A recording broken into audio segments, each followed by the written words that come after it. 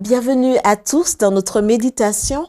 Notre Dieu est merveilleux, dont le titre est Une nouvelle opportunité. Vous cherchez Jésus de Nazareth, celui qu'on a cloué sur la croix. Il est revenu de la mort à la vie.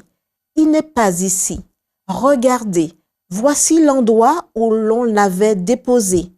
Allez maintenant dire ceci à ses disciples, y compris à Pierre. Il va vous attendre en Galilée. C'est là que vous le verrez, comme il vous l'a dit. Marc 16, versets 6 à 7. Pierre a eu au moins 2 raisons de se sentir très mal pendant que notre Seigneur reposait dans le tombeau. D'une part, pour l'avoir renié. L'autre était qu'il avait fui avec les autres disciples la nuit où Jésus avait été arrêté.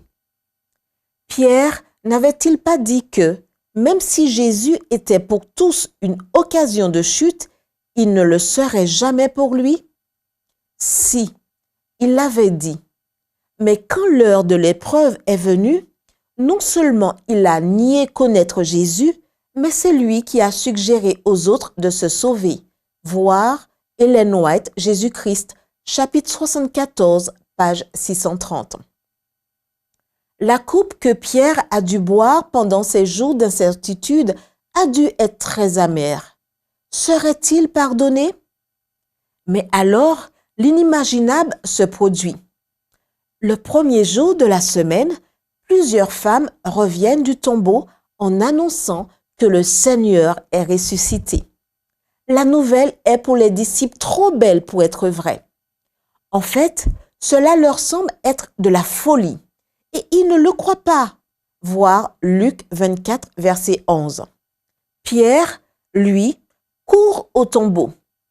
Pourquoi court-il? Y a-t-il une autre chance pour lui? Bien sûr que oui. Comme l'indique notre texte d'aujourd'hui, lorsque les femmes sont arrivées au tombeau vide, un ange leur a dit de ne pas avoir peur parce que Jésus était ressuscité et il leur a chargé d'annoncer la bonne nouvelle aux disciples et à Pierre, voir Marc 16, verset 7. Pourquoi à Pierre? De tous les disciples, c'est lui qui souffrait le plus. Il ne pouvait oublier la manière honteuse dont il avait renié son maître. On l'assurait ainsi que son repentir était accepté et son péché pardonné. Dites à Pierre qu'il a été pardonné. Tel était en gros le message donné aux femmes par l'ange.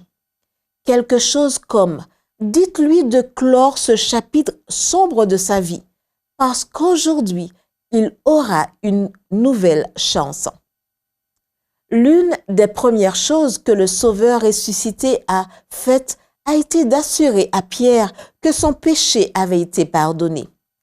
Aujourd'hui, Jésus veut que vous et moi sachions qu'en lui, nous avons la rédemption par son sang, le pardon des péchés selon la richesse de sa grâce. Éphésiens 1, verset 7.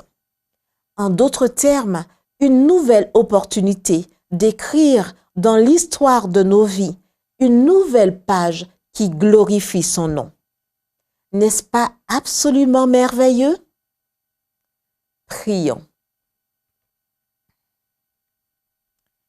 Merci Jésus pour le pardon de mes péchés et parce qu'aujourd'hui j'ai une nouvelle opportunité d'exalter ton nom. Amen.